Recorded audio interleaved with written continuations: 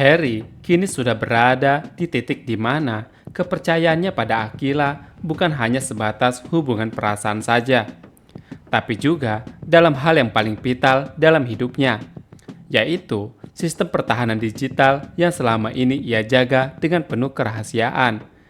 Harry sadar konflik dengan Ormis dan kelompok di baliknya bukan hanya tentang kekuatan fisik, tapi juga perang di balik layar di dalam sistem dan data-data. Maka dari itu, Harry mulai melibatkan Aquila sebagai orang kepercayaannya, seseorang yang nantinya bisa menjadi cadangan utama jika terjadi sesuatu kepadanya. Keputusan ini tidak Harry buat secara gegabah.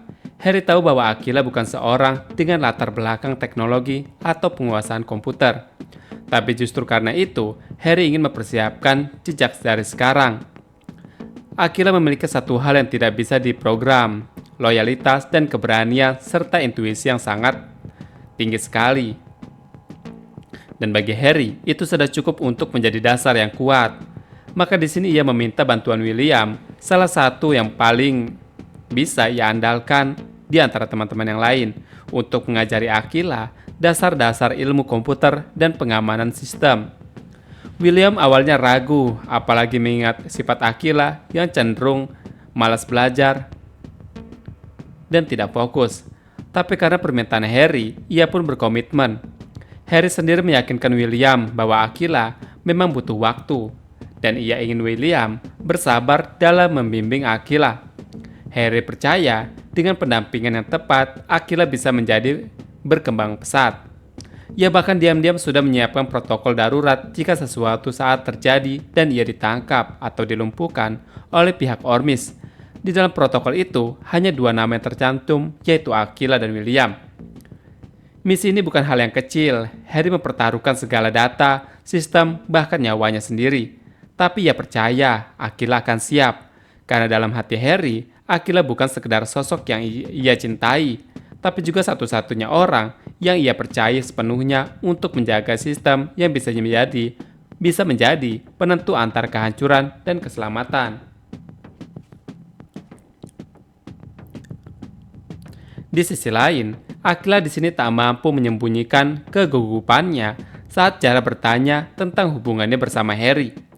Pertanyaan itu begitu sederhana, namun bagi Aquila terasa seperti guncangan besar di dalam hatinya. Ia terdiam cukup lama, bahkan sorot matanya terlihat bimbang, seolah sedang berperang di dalam hatinya sendiri. Ia tidak tahu harus menjawab apa, karena di antara perasaan yang tumbuh, keraguan, dan rasa minder, Aquila belum bisa menemukan keyakinan. Dengan suara pelan hampir berbisik, Aquila akhirnya menjawab bahwa tidak ada hubungan apa-apa antara dirinya dan juga Harry. Ia menekankan bahwa mana mungkin Harry bisa menyukai dirinya. Menurut Aquila, ia bukanlah gadis yang layak dilirik oleh seorang seperti Harry yang cerdas, dewasa, dan berwibawa. Aquila merasa dirinya biasa saja, bahkan mungkin terlalu biasa. Ia membandingkan dirinya dengan banyak perempuan lain yang menurutnya jauh lebih segalanya, lebih pintar, lebih cantik, dan lebih percaya diri. Namun, justru dari setiap alasan yang diucapkan itu, tersirat harapan. Ada keinginan Aquila yang diam-diam menyala. Di dalam hatinya, keinginan untuk Harry benar-benar menyukainya. Kalimat-kalimat pesimis hanyalah bentuk dari ketakutan akan harapan yang tak terbalas. Dan dari cara ia menjelaskan semua itu, Zara bisa membaca segala dengan jelas.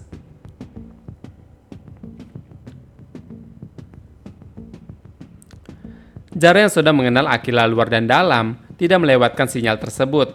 Ia mulai menggoda Aquila dengan senyuman dan canda, mencoba menekan Aquila untuk lebih berkata jujur. Bagi Zara, setelah semua momen indah yang Aquila lewati bersama Harry, dari belajar bersama, tampil di pentas seni, hingga masuk sekolah bersama terus, sangat mustahil jika Aquila tidak memiliki rasa.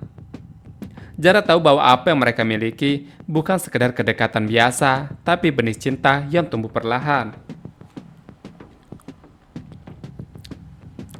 Aquila hanya tersenyum canggung, menunduk, dan tidak mau membantah. Wajahnya memerah, dadanya berdebar, dan dalam diamnya, ia mulai mengakui dalam hatinya bahwa perasaan itu nyata. Ia memang menyukai Harry. Dan jauh di dalam hatinya, ia sangat berharap Harry memiliki perasaan yang sama dengannya. Namun sebelum itu, di depan kontrakan sederhana milik Zara di sini, suasana terasa berbeda.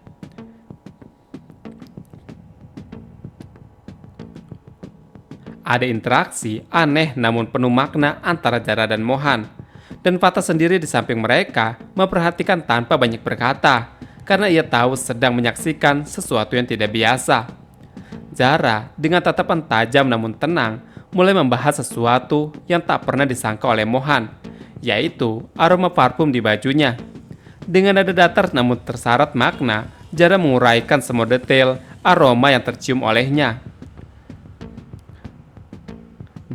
Dan itu membuatnya merasa ada sesuatu yang mengingat setiap lapis wangi dalam kenangan yang lama terkubur. Mendengar perkataan Zara membuat Mohan terpaku, menatap Zara dengan ekspresi campur aduk. Di benaknya mulai muncul potongan-potongan masa lalu yang semula hanya samar-samar.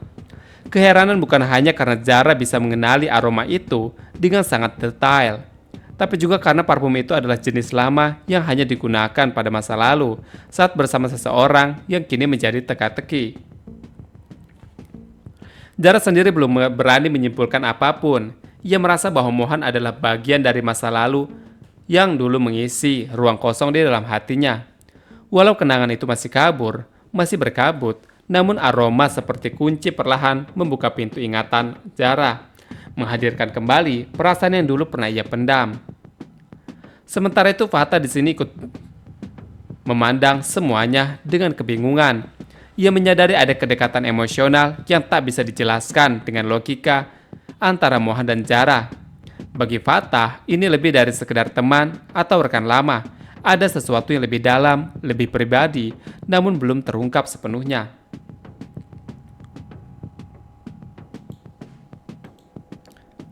Di sisi lain, kelompok Ormis telah menjalankan rencana mereka dengan sangat terstruktur dan licik untuk menempatkan Matthew di dalam rumah sakit tempat Raisa dirawat.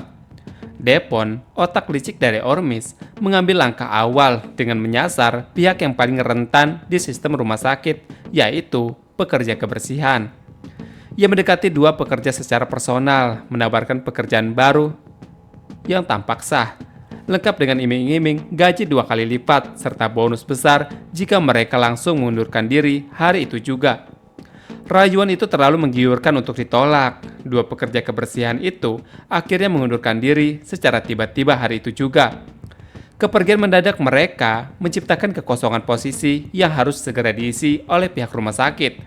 Dan inilah celah yang sudah disiapkan matang-matang oleh Ormis Matthew.